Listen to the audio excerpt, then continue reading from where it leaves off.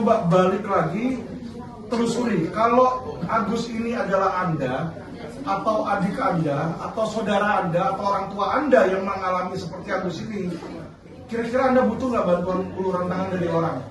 Nah, kalau ada orang yang membantu terus orang itu diinjek-injek, orang itu diintimidasi, nanti kalau kalian kesulitan mau minta bantu ke siapa? Karena orang itu akan takut untuk membantu nantinya. Nah, ini yang harus dicamkan. Mungkin komentar dari hasil pemeriksaan, katanya aku akan melakukan pemeriksaan lanjutan di Singapura. Jadi ekspertis dari rumah sakit kan berbeda ya. Kalau tadi yang dibilang oleh rumah sakit Seci, mereka ini hanya bisa sampai tahap kornea ya tadi. Nah, masalahnya adalah untuk melakukan operasi mereka tidak punya alat peralatannya dan ekspertisnya di Seci. Yang punya itu hanya di JSC dan di Singapura. Karena saya atau keluarga saya atau relasi saya tidak pernah dia mengalami hal yang serupa seperti Agus, jujur kita bingung mau ambil JSC atau Singapura. Tapi apapun itu nanti balik keputusan sebenarnya ada di Agus dan keluarga, bukan saya. Jadi kalau Agus bilang ya udah saya ke JSC ya kan. Nah, kalau JSC ada biaya sekalipun seperti yang sudah di COVID, 9 naga itu akan ambil alih biayanya. Jadi akan dibayarkan. Jadi nggak usah pusing-pusing, nggak usah khawatir. Dari 1,3 miliar itu untuk masuk ke pengobatannya udah beres. Sudah ada pendonornya. Ya, jadi sisa uang 1,3 miliar itu silakan Agus pergunakan untuk kehidupan Agus. Dia mau bikin kos-kosan kek, dia mau bikin warung kek, ya kan?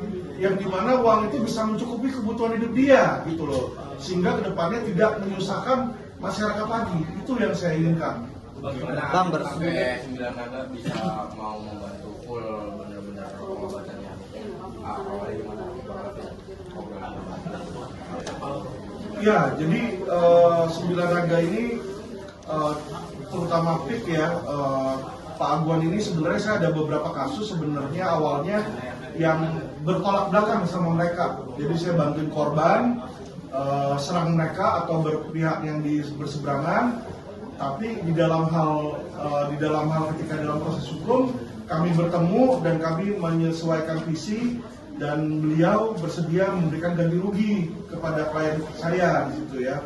Dan karena ganti rugi sudah diberikan, bahkan ada salah satu klien saya perusahaannya dibeli oleh Agus Sedayu, sehingga otomatis saya menjadi retainer dari perusahaan tersebut gitu ya. Jadi kita mempunyai hubungan kenal lah gitu ya. Kalau dibilang hubungan keluarga enggak, hubungan bisnis juga tidak.